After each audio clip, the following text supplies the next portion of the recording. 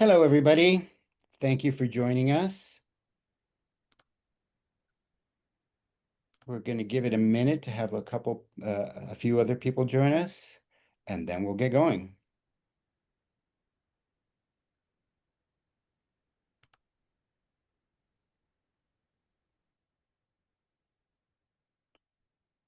All right.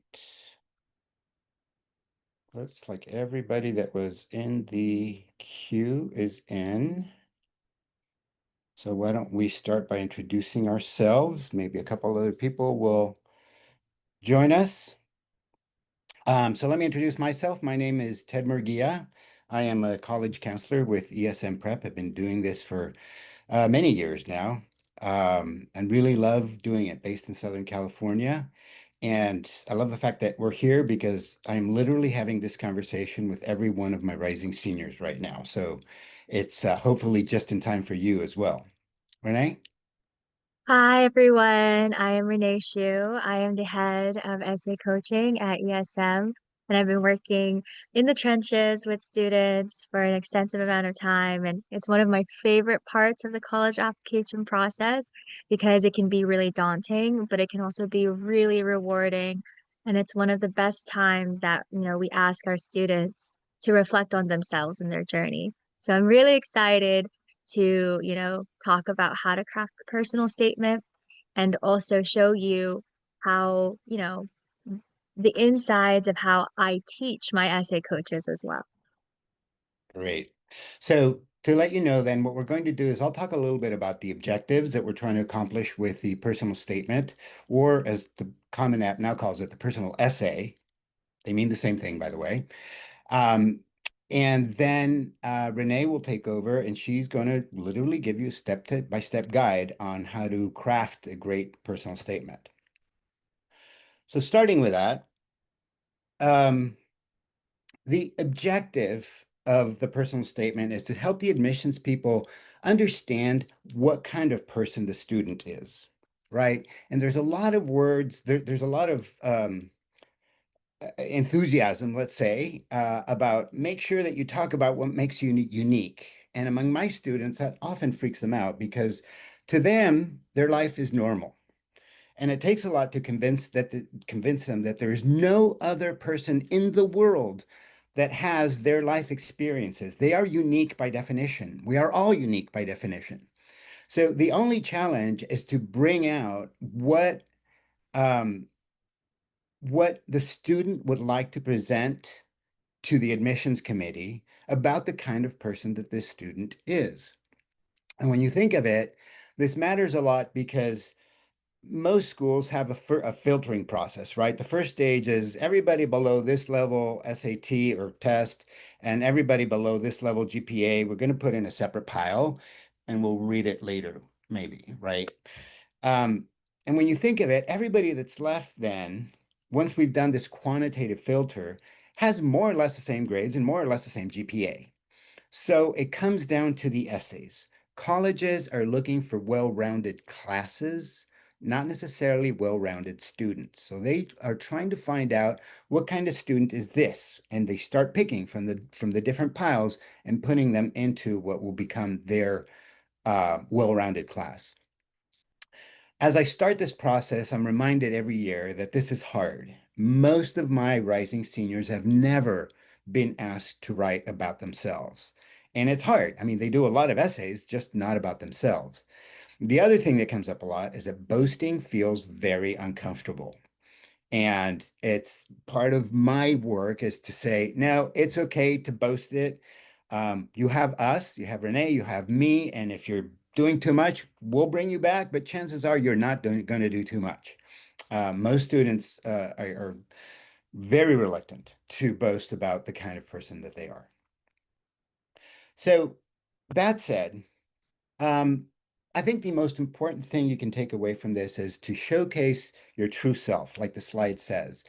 A lot of students, because they've been writing essays for college, for class, and the teacher has some secret methodology behind what they want their students to write, that most students have this impulse to say, well, what do they want to hear? The simple answer to that is They want to know who you are. Don't try to game it. Only you, as a student, have the answer to who you are as a person. Nobody else in the world knows the answer to that.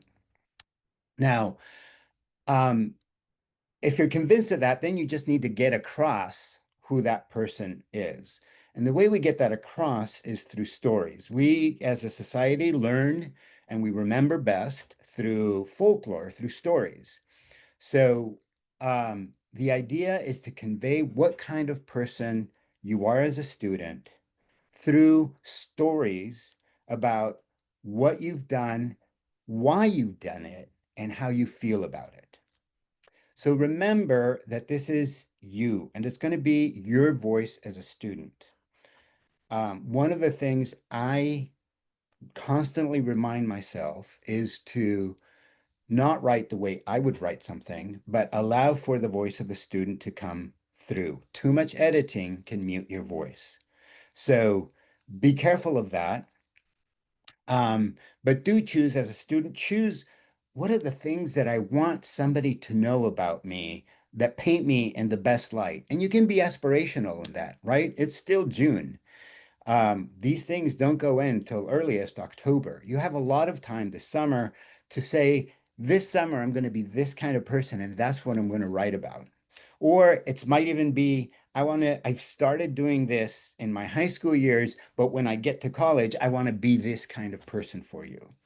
And that can be very, very helpful, right? But the most important point is this should be what you want people to perceive you as when they read your application. Awesome. Thanks, Ted. Um, really to emphasize this point of authenticity and your own voice, the big truth of what makes a good personal statement is it's really not about what you do or did or have done. And that's something I tell my students to repeat because as Ted has said, there is this urge from students to want to impress or to show, to show themselves in the best light possible to preempt what they think admissions might want from them. But it's really not about the activities that they have done, did, or will do.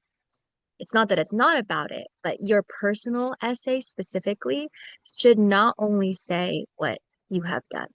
If it just says this is a student who's, done a sport or who has done some research, and that is the only thing that the reader gets out of that essay, then the essay didn't do a good job of showing the student because the personal statement should be about who the student is. So it's about the fundamental quality about your student that you want to highlight. And you want to pick one main quality. The story is just the vehicle to convey that quality. You need the story. So, really, what ESM believes is the best possible personal statement is one that is thesis driven. And when I say thesis driven, I want to emphasize that when students hear that, they think about their academic experience of a thesis in school, which is that, last sentence of the first paragraph of a 5 paragraph essay. It's not that. When I say it's not that thesis we're talking about. The thesis is the main idea, the main sentence that says, you know, something about the student and their fundamental quality, right? It's about who they are, how they show up, how they learn, how they see the world, how they think about the world. And having that thesis, I like to tell my students, is like a North Star, where at the top of your essay, you know what this is going to be about. So, like, I like to even have my students have their thesis at the top, not like in the first paragraph, but just at the top of the drafting stage, so that they always know no matter what they draft, no matter what they write, if they look up and it's related to that thesis, they're probably going in the right direction. So, Ted, I believe you Yeah. have an example Well, from I'm a going to use counseling myself as an perspective. example because Perfect. this is what I always use with my students as well. So if I were activity driven, I would tell you this. I volunteer about 16 hours a week at the Pacific Marine Mammal Center. I throw fish in a pool. I clean up poop, and I make the machines that read blood do their thing. That's what I do. It literally is.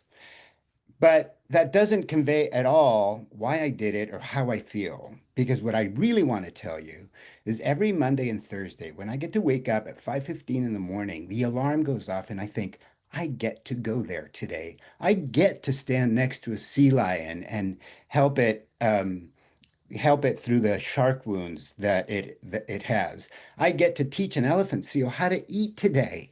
And I get such joy from literally grabbing a little fish and wiggling it around and poking at its little mouth. And finally it decides to go, ah, and it eats. And then it won't swallow. So then I have to tickle its neck so it learns to swallow. And eventually they learn. They're not very fast at it, but they do learn. And it fills me with such joy to be able to do that, because there are very, very few people in the world that get to be that close to these animals and learn from them as much as we do, and be able to take those stories to the third graders that come on field trips, and I host them on a tour of the hospital. Or when we take Winston the whale, which is a 56-foot inflatable whale that we take the kids into and tell them about why there's trash in there and why the whale is consuming some of the plastics that they eat. And I need to stop the kids from playing with the trash because it really is trash. But that is a joy for me to do. Okay, so now in that you get a big difference between I go, I feed them, I clean up their poop, and I run their blood, to why I'm doing this, what joy I get from it, and why, um, and what it is that makes it feel good for me. And that's really what we want to have happen with all our students, is give us the why and how it makes you feel.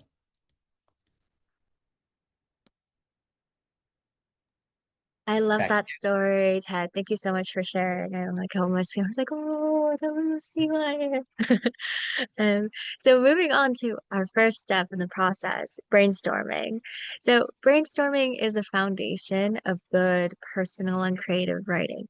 So if you're not working with a coach, you have, brainstorming worksheets and questions you can find online for free because it's the first step for any kind of creative writing. And you're going to have questions ranging from like, what's something small that has changed how you see the world, or like how you've bridged two worlds, or how would your friends or family describe you in a few words, or what topic or question could you talk about forever and research forever without getting bored? These kinds of questions. Just answer them and go with your first instinct and answer as many as you can. Answer the ones that excite you, that stimulate you. You can find values worksheets, objects worksheets, feelings and needs exercise worksheets. There are a bunch of, Hey, Renee, we yeah. lost your microphone there for like 10 seconds. You're Oh back. no. That's okay. Okay. So I was saying that you have, values worksheets, objects worksheets, feelings and needs worksheets, and these are all, resources that are out there that you don't have to wait for, that you can start right now. So an object example would be kind of like the frayed notebook was stuffed with taped in rejection letters and candy wrappers. The spine cracked when I finally opened it again. So that's just an example of a creativity exercise where you think about the objects in your past that have meaning for you. And you don't have to write something on this, right? But it's just this process, this step is one of the most important because it's about giving yourself free reign to just think about things that matter to you or don't matter to you, to, get used to putting your ideas out on paper and not judging them. So I like to explore everything in the brainstorming process, and that way my student has, freedom to choose and to choose what reflects them. And also, you can find patterns in your brainstorming answers, right? Patterns, any like lessons learned, turning points. Um, if you notice any questions or answers that excited you, these are all, you know, tools and keys that you can follow so that you can get closer to cracking this personal essay. And if I can add, there's Of one course. exercise I do with all my students as soon as I meet them, even if they're freshmen, um, which is I ask them to pick 5 adjectives to describe themselves the way an admissions officer would describe them. That's often very tough. But it is a good starting point to just get students early on in the process to start thinking about who am I and what do I value and how do I want people to talk about me? And then when I also do, and it's never too late to do this, is I ask the parents to do the same. Except I always admonish the parents, well, I ask them to do this. You meet the head of admissions for Stanford at a cocktail party that you happen to be at. The admissions officer says, "Tell me about your son." What would you say? And then the only condition I put is you can't say they're smart and really hardworking because every parent says that about their kids. But after that, what would you say? And it's fun because often um, the answer is, what are you proud? What are you proudest of that your son or daughter does? Or what kind of person are they that makes you very proud to be their parent? So that's another way to be creative and to get other people's input on how you're perceived. And in some cases, I'll even go, what do your friends think of you? And sometimes that's very revealing as well.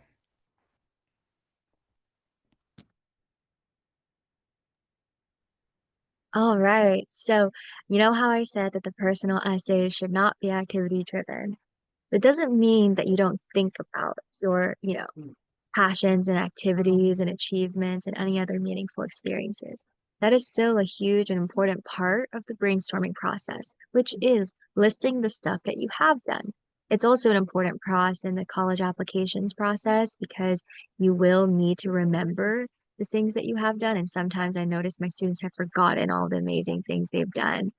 But this is important for the next step, Ted. If we could move to the next slide. Awesome, which is keeping it original. How to combine the things that you have done with the qualities and the fundamental traits that you want to talk about yourself. So I like to use this as an exercise as well. There's no, two essays that are the same, but for this exercise, I like to have my student list some simple anecdotes about themselves, right? So I've started a club, I'm a swimmer, I have a medical condition, I do Model UN, I collect shells, my family is multicultural. Then I have them make a list of simple traits. So I'm a perfectionist, I pride myself on my grit, I'm the peacemaker of my friends, I'm a committed agent for change. My guiding principle is compassion. And then I have them combine that. So combine something that is a little bit unexpected, but also, fun, right? So I collect shells, plus I'm a perfectionist equals I'm a perfectionist who's learned balance through my hobby, shell collecting. So you can see how if there was a formula, which there isn't, this isn't something that you always need to do for every single personal statement. But if you were to break this down, you get to see an activity, which is a story, but you get to see a quality about the student, and there is a story there in the growth because it went from perfectionist, which is everybody's favorite, what is your weakness question at an interview? And then you temper it with some kind of balance. So this is a favorite example of mine. All right, moving to the next one. Oh, okay. So when we have crafting a captivating narrative, when that is your goal, the first step you need to do is make sure that you have a hook. So when I look into the story, I like to think of it as storyboarding or mapping out the story. So I like to ask my student, what stories are you going to tell that's going to convey this fundamental trait you want to communicate about yourself? And then how are you going to try and hook and engage the reader from the top so that you catch them in the first 20 seconds of their attention? Because that's extremely important. These readers don't have a lot of time to read these essays, right? They have like a couple minutes. So you want to hook them from the top. You want to choose a narrative that shows some type of personal journey. You want to make sure you're engaging them along the way with specific details. So Ted, what examples or experiences have you had with students with, hook and narrative? So what I tell my students every time is try to take it all the way down to a moment in time. Yesterday I was talking to a senior, and his moment was it was the third yellow card of the half. None of us had been thrown off the field yet, but it was clearly a very physical game. We were still up 2-1, but clearly the other team had raised the energy, and we had to do the same. And then he's going to leave it right there. So that's just take it to the moment where he, as the leader of his team, realizes the other team, what had happened is the other team, they were up 2-0 most of the game. And then they were up and the other team scored. And suddenly the other team had hope. And he had to get his team to raise their energy level to match them. Um, and he's not going to tell what happened in the game, but what that does in that moment is it humanizes him, right? He is a person that's having an emotion and a realization in the middle of course, it was a championship game, and he was ready to go, and he had to be the leader of his team and get everybody to raise. And so he's going to talk in his essay, at least as we planned it, about what he did in that moment and how he does that in other aspects of his life. And then at the very end, he's going to come back to we did raise our energy level and we did win. And that's how it, just to leave the reader hanging. Sports Illustrated does this a lot. They tell you the beginning of a story, then they leave you hanging, give you context, and then they come back to the story where you want to know what happens. And that's what you really want to do. You want the reader to be so interested that they want to know what happens, and that they'll read the whole thing with a lot of interest. I've had students do all sorts of moments. Some are very dramatic. I had one student whose mom is unfortunately has terminal cancer, and she started talking about the moment wherein her parents sat her down, which they never did, and as soon as they asked her to sit down, she knew this was serious, and just goes through all of that. Now, thankfully, not all of us have experiences that are that dramatic, but it usually comes down to a moment in one of the activities that really ended up being a turning point, and that there's a story to tell about that.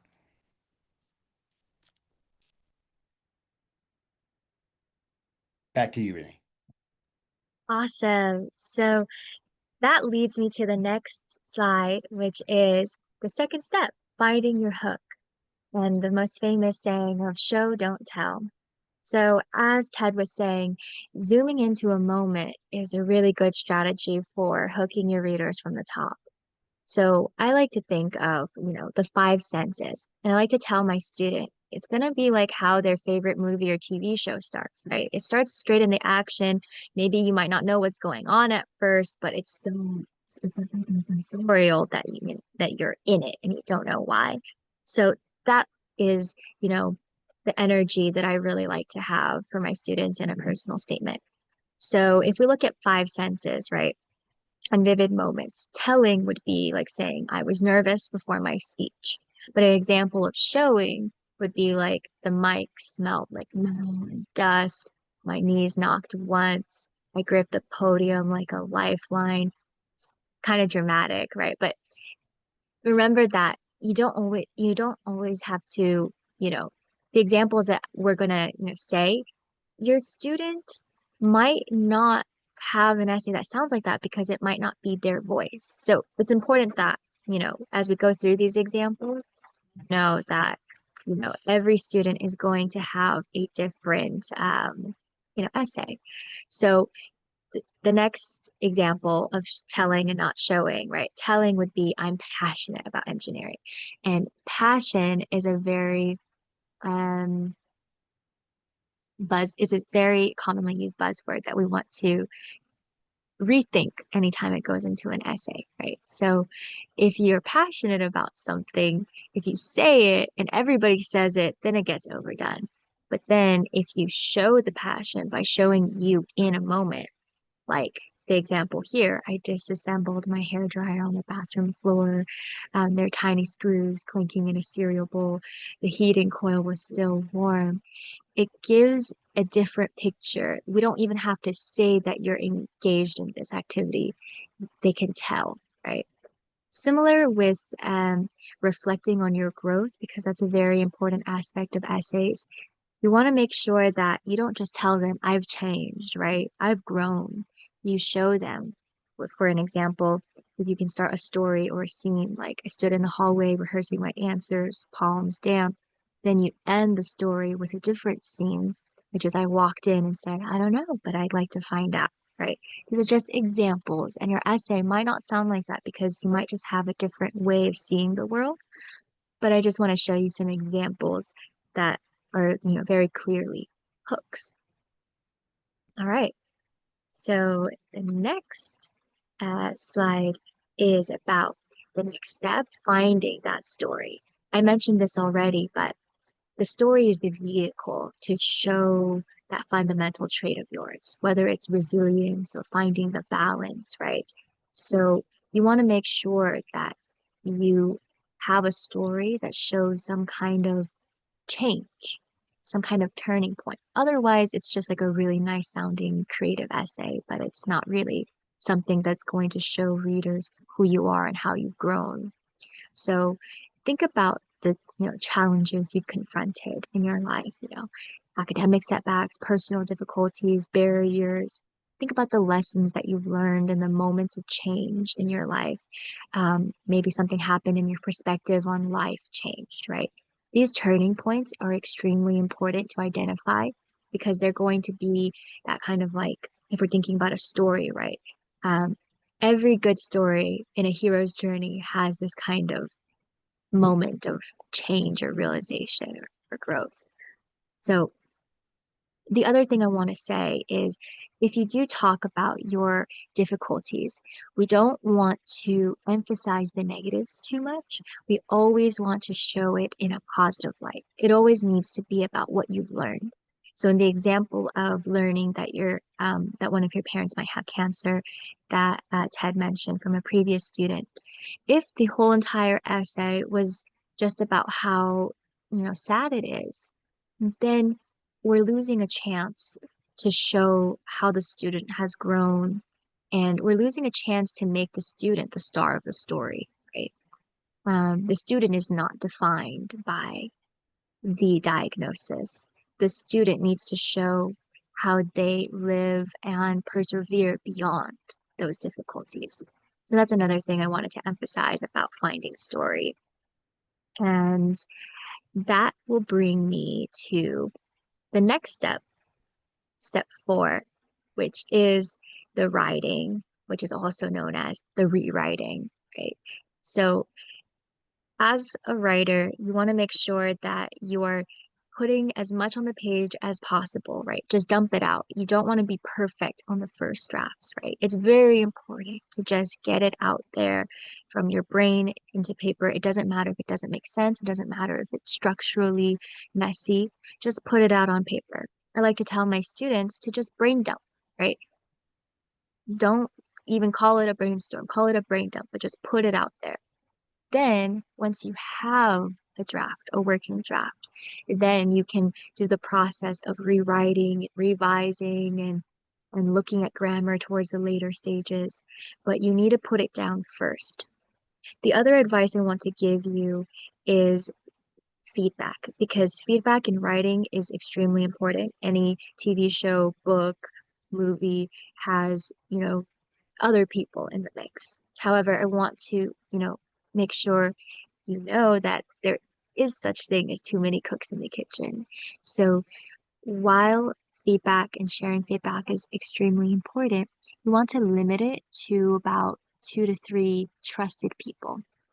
And the key to this is that you want to ask different audiences for different feedback, right? So if you are going to ask maybe a trusted adult or a trusted friend, you can ask them like questions like, does this sound like me?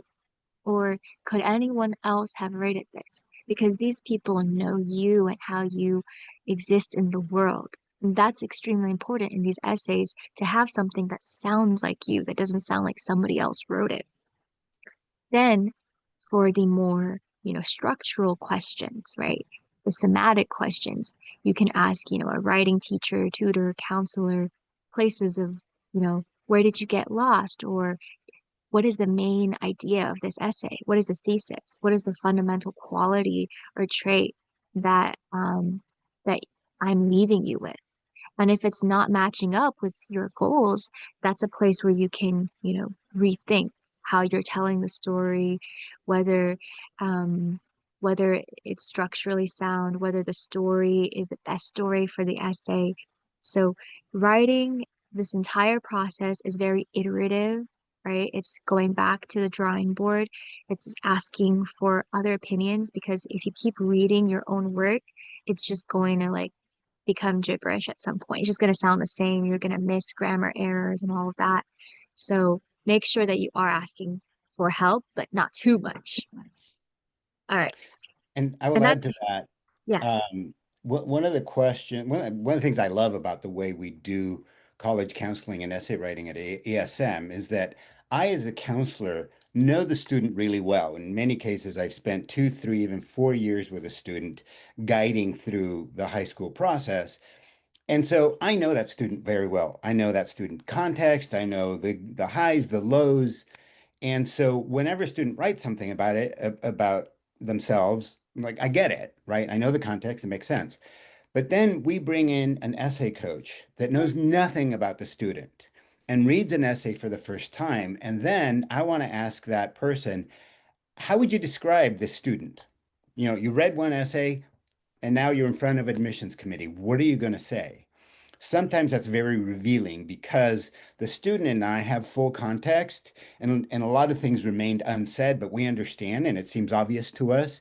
To a new reader, comes in and says it, and the outcome might not be what we meant at all.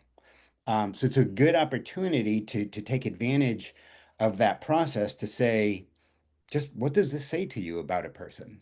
And just vocalize that because often enough that it's worth doing every time, it doesn't come out with the full context that we intended. And we're next. awesome. Thank you for that. So that takes us to the last step, which is submitting. Um, I recommend, if you're not using an essay coach or a counselor, to take stock of deadlines very early on and make a plan to be done with writing 2 weeks to 1 month in advance. Because that way you're not doing like last minute writing. That's never a good idea. Never. Don't do that. And then triple check and proofread. The strategy I like to use with my students, even in the beginning and middle stages of process, definitely at the end, is to read things out loud. Read it out loud and then ask other people to read it out loud. Take note of any like weird pauses, right? Because that could be a sign of something. And then at the end, remember that it's time to let go, right? You can focus on what you can control, but you can't, what you can't. And you want to breathe and be proud of the work that you were able to do because telling your story is not easy, but it's extremely rewarding. And you don't get many like offers to do that in your life, to be asked to talk about yourself. So I want to make sure that you feel proud about the work that you do. And yeah, Ted, do you have any, takeaways Well, for I that? want to add, I see we have some parents on here, and to your first point of take stock of deadlines. Um, the earliest applications are due October 15th. And if you're going to take us at our word and be done, that means you're done with your personal essay for sure, and anything you're going to submit October 15th by September 15th. So that means the bulk of the really hard work needs to get done over the summer. It's not a show up in the fall and do it. It needs to happen now. So this is a perfect time for us to have this conversation. I am starting as my students finish school. First one was yesterday. We are starting this writing process right now with the goal of having the personal essays, and for those that are applying to the UCs, have those 5 essays done by the end of July. After you write 5 essays about yourself, it's maybe not 100% about what you're going to say about yourself, but it's probably about 80.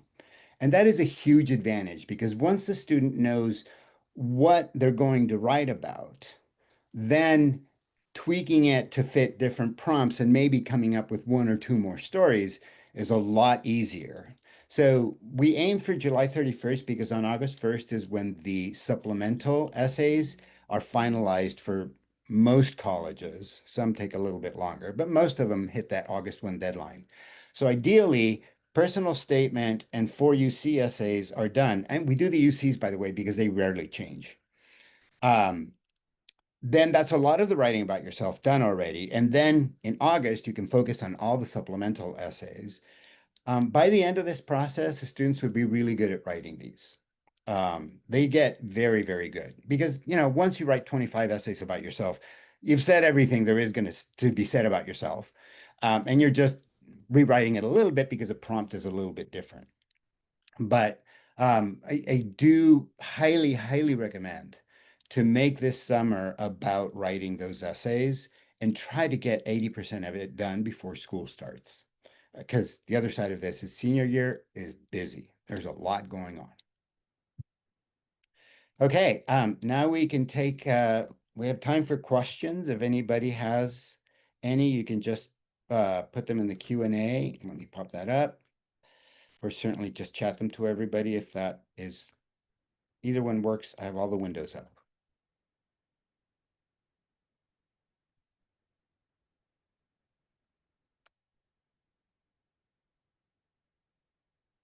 Okay. We must have been very clear or very boring. I hope clarity was the outcome. Oh, we do have one question. Go ahead. So, Sir Amit, you shared a story about an anecdote about the kid, I believe, in the soccer game and how he brings the energy back and kind of this Sports Illustrated example. Um, and then the story has a happy ending and they go on to win, right? Yes. So not everybody goes on to win, right? I mean, you put in your best, you have the stressful moment, Right. and there's a lot going on in your head. There's emotion, there's stress, there's like, and the example I'm sharing is like, this is the 3 seconds left, the foul shot that will swing the game, and you don't make it, and you don't win. And that's the true story. Yeah. And Does then Renee every had story this have to in. end with that happy ending? Like, I mean, is that like, yeah, we won, so like, like we did it, like, or we It's absolutely were in okay there and to we fail. didn't do it. The question the Renee had in this in one of her slides is the so what is critical. So you went through this experience and what happened from it, right? So ideally, there is still a positive that you do learn from losing. In fact, often you learn more from losing than you do from winning, and you can go down that path. And how what's important also is to apply the principle of one day at a soccer game to how you do that in the rest of your life. So when you get a C on a test, what's your response? So Um, then can you share, and I'm not saying that, I'm just asking a question because because in life, I mean, for every success, there's 10 failures. But if you share that story, let's say hypothetically, this is all hypothetical, are you putting yourself at a disadvantage to a college admissions officer? No, absolutely not. Because remember, they're trying to know. In fact, one of the essay prompts is describe a point in time where you were disappointed or things didn't go your way. What happened and how did you react? So they're specifically sort of prodding you to tell us when you failed and what'd you do about it, which is also a common interview question, right? So remember, the objective is to get across what kind of person the student is in good times and in bad times. You're absolutely not at a disadvantage if your story doesn't have a happy ending. I love the question, by the way, and I would also love to add that honestly, a story just about winning is a boring story. There's no conflict in that story. So, the stories about the failures, they are important. The only thing can make sure of is that it doesn't just like essay doesn't just come off as like, like this, bad thing really happened and then, things were going on in my family around this time and then my grades weren't doing well and you know what I mean? It just you don't want, a whole paragraph to be devoted on that, right? A whole story to be devoted on that. But as long So as you're showing, you're yeah, saying there's no role for excuses or a sob story. if you there is, another part of your application which asks for additional information, where you can, if there was something that really happened, for example, that really impacted your grades, for example, like if, something in the family and then the student was like, an A or B student, all of a sudden they're getting C's and D's, that kind of, right? The additional question section, you could, and there's no story there. You just kind of explain what happened, Got right, it. Ted? Right. Um, but yeah, it's not that there's no sob story. It's really just you don't want to have the whole 650 words beyond that. You could have a few sentences on it, and then you want to show how the student, grew from that, right? You want to leave it on a like how you've learned about life kind of note. Yeah. We have a couple other questions here. One is, should the story of who you are overlap with your activities? I am told you shouldn't write anything you can just see on their activity list or transcript. I think this goes very much to the point that when you're writing your personal essay, it's not about what you did. You are just using what you did to illustrate who you are as a person. So the activities section of the Common App is extremely limited. There are literally only 300 characters, not words, that you can use to describe an activity. And clearly, there are many, many activities that take much more than that to describe completely.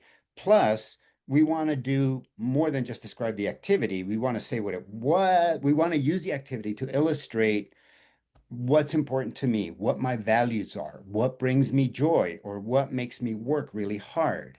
So the activity is just a tool to illustrate my personality, not just a listing of the activity. Renee, would you agree? Absolutely. Um, It really is about showing, it's less about the activity and more about what the student thinks and how they translate that story in their minds onto paper, right? We like to hear the student's voice. So another strategy I like to do is I like to just talk to the student and then sometimes I just type down what they say, especially with students who are a bit stuck in writing, or who think that they're not the best writers. When they answer my questions, it's like, that's it. That's exactly what should just be there. So just put what you said on paper. And sometimes that's hard to do. So I just type it secretly as they're doing it. But you can, if you're not using a coach, you can kind of ask them those guiding questions and help them dig deeper in that reflection. Also, if they're stuck, having them take a walk and talk and just voice record their thoughts is another nice strategy I use. And we have another question here. Can you share an essay with us that you think worked well? Um, yes, of course we can. There's many, many essays. Um, in fact, I did that at the beginning of last cycle. I went back and read an essay by a student that was admitted to Brown and was flourishing at Brown University. And I read it again and I thought, really? That got him in. And it's just a reminder that they're not all spectacular. It was good, but it wasn't like I read that and I was blown away. You can Google for good college essays. In fact, you can Google the Costco college essay, which is an essay that a student wrote about her adventures in Costco.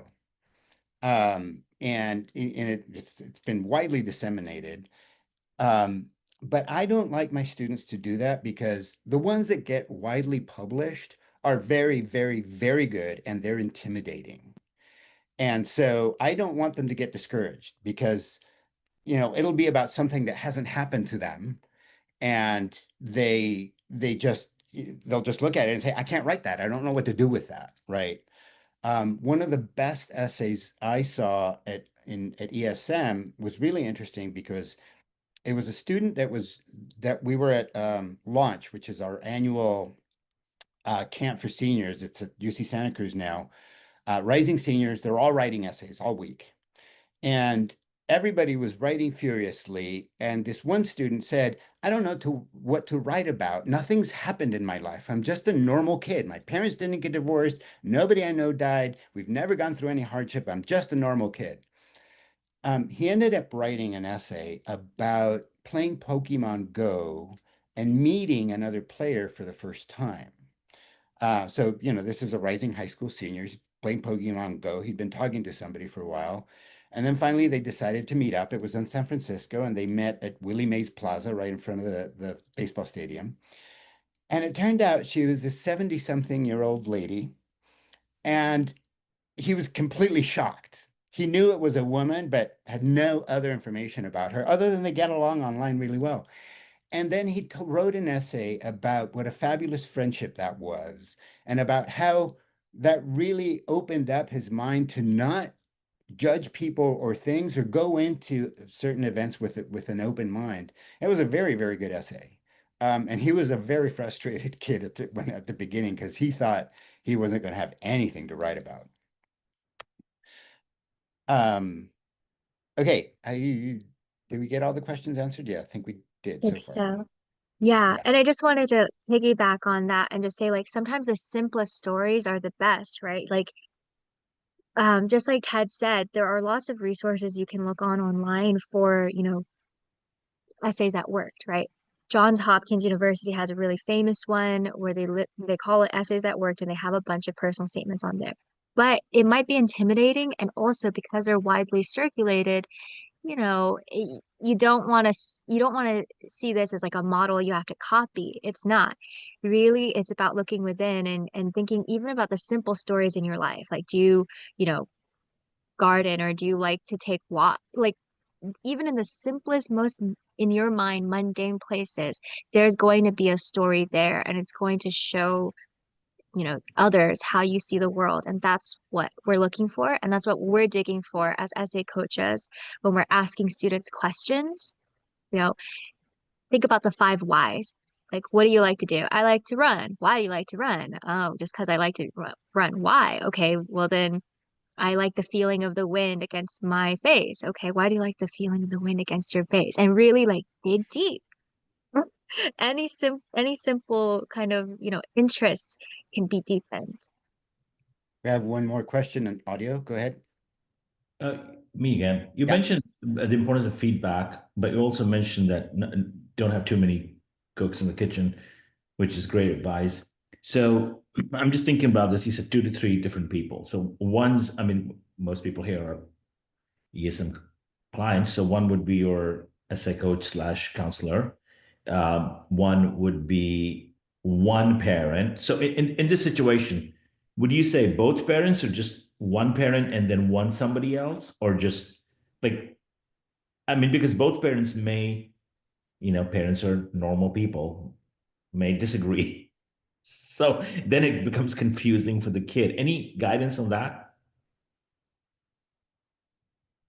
Yeah, I like to include the student's college counselor at school, if only because that counselor saw the teacher recommendations and the counselor's recommendation, obviously, and will detect any contradictions. Or it can also suggest that, hey, your teacher said this about you. You should include that somewhere so you think that about yourself as well. So it can be a very good sort of validation that the whole package is complete and in particular that it doesn't contradict itself. Okay, and the parents, both or one? In my view, it depends on this is a family dynamic. Because you're right, sometimes the parents disagree. And then the student is like, well, I don't know what to do. I don't know who to listen to. Um, I have honestly, I don't know the answer to that because it does vary from family to family. I have some parents that the student, in fact, the most common scenario, is a student doesn't want to show either parent anything. I would say that happens 60, 70% of the time. And that's Um, okay. yeah, well, if I'm involved, yeah, that's fine. Okay. Um, but and that happened with my own kids. My own kids, neither one of them showed either one of us their essays. They worked with their college counselor, who I have tremendous respect for, and she read them and told us they're good, don't worry about it. And they worked well, that they got into where they wanted to go. Um, so it's okay. The only When parents are involved, the only thing I caution against is rewriting some of that in the parent's voice instead of the student's voice. That's easy to do. As parents, we want our kids' essays to be the best they can possibly be. And if we just change a few things in this paragraph, it'll be much better. Um, and stuff like that happens all the time. I had one student didn't even know his mom had changed the paragraph. I read it and I said, that wasn't you. What happened here?" And he looked at it. He's like, "Oh, my mom wrote that. I had no idea." I'm like, "Okay, well, let's not do that." Um, but often with the parents, I had a lot. Parents remember their students' successes a lot better than the students do. To students, all of life is normal. It's all average. Whereas to the experienced parents, you know that this was a moment of like, wow, that was amazing. Make sure it comes across as being amazing, not just another boring day in the life of Ted, right? So there's value to it, no question. But I would recommend that you as parents discuss that and obviously discuss that with your students, um, and figure out how this can work well. So the best strategy would be to read it and just provide some like, casual feedback over like a dinner and then let them take it and let them kind of take the feedback or leave it, but just take a Yeah, deep breath and just move on. absolutely. I always tell all my students, this is your voice. If somebody tells you think something that you disagree with, that's totally okay to disagree with somebody's input. It's all right. You don't have to take it. Um, we have the how has ChatGPT changed the game here with personal statements? Um, I'll let Renee, who may have had more experience with it yet. I have not had any students yet use ChatGPT to craft their essays. I've no doubt that people are. Um, for the most part, here's what I didn't know when I started this job is we all have a writing cadence. So does ChatGPT. In fact, with this student that I was telling you about, that the mom rewrote a paragraph, one of the things that was jarring as I read through it is that the cadence of writing changed dramatically. So we tend to write like short sentence, long sentence, or short, long, long, long, whatever. We all have a cadence on how we write. Um, and so it's pretty recognizable. I'm sure as chat and all the AI gets better, it will be less and less recognizable. So I basically have a conversation with my students. A few universities absolutely prohibit it, but not many. Not, I'm expecting that this year we'll have more clear policy statement from the universities on whether or not it's okay to use these things. Um, but I tell my students, write your voice. The only one that has your voice is you. And the most genuine essays are the ones that are most successful. So ChatGPT might be a way to weaken your essay. Yes, I agree. There are a lot of sophisticated systems that can detect chat GPT, and it takes again, there is a cadence of chat GPT, but what people do use it for that might be helpful is, you know, is almost like a sounding board, right? If you can't word something, I people have used it for, uh, to put sentences on paper, but I highly don't recommend it because I honestly think that if the student were to record themselves speaking and answer those questions, what they have is perfect. it's simpler than you think. We don't want any flowery, essays that don't sound like the student, unless the student is flowery. There are students that, you know, are very, right in that way, and their tone and everything is creative and flowery. But there are some students who just say things simply. There are some students who have a humor to them, right? We want to keep that. ChatGPT is only an imitation of how people think, but they're just an imitation. They're just a machine, and we don't want any machine felt responses. And it's easy to tell. I've tried ChatGPT to just test the prompts. It is easy to tell because it's missing specificity. Specificity is key, right? A really important question that I like to have my students write down actually is, could this sentence been written by somebody else? Right? Because all students, we all kind of do very similar activities. Somebody does sports, somebody does music, somebody does math, somebody does this. So how, at the end of the day, unless we've cured cancer, how do we, set ourselves apart? And it's really about how we say things, the inside jokes we have, right? How we look at a plant, right? It's how we say things and not what we do or say that is more important here. So really, ChatGPT is only going to give you the basic generic canned response to things that I think is a disservice. Okay. Any Uh, last questions? It is 10, oh sorry, my yeah, 10:57. yeah, we're out of time. Thank you for all the questions. Okay, well then, thank you to all for joining us. If other questions come up, please feel free to write to us. I'm T. Murguia at esmprep.com. And Renee, you must be, well, I'll let Yes, you. I am just my name, Renee, RENEE, Xu, XU, at esmprep.com. Just my name. All right. Well, thank you, everybody. Thank you. Can you put the emails in the chat? Yeah. It's a chat. There we go.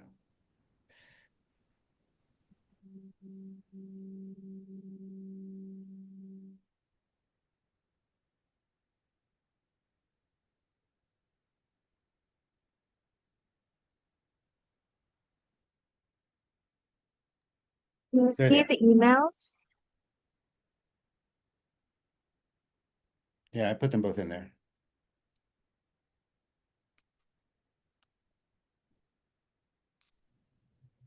We can't see it. Yeah, because I think it says only to host and panelists. In the Oh, Q&A, can you do it in the sorry. Q&A? Oh Wait, yeah. I'll do it here. Sorry, I didn't realize it was only to host and panelists. Come on.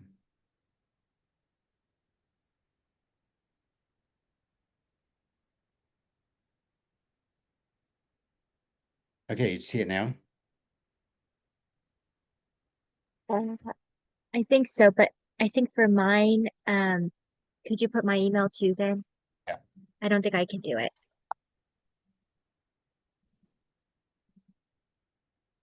there we go.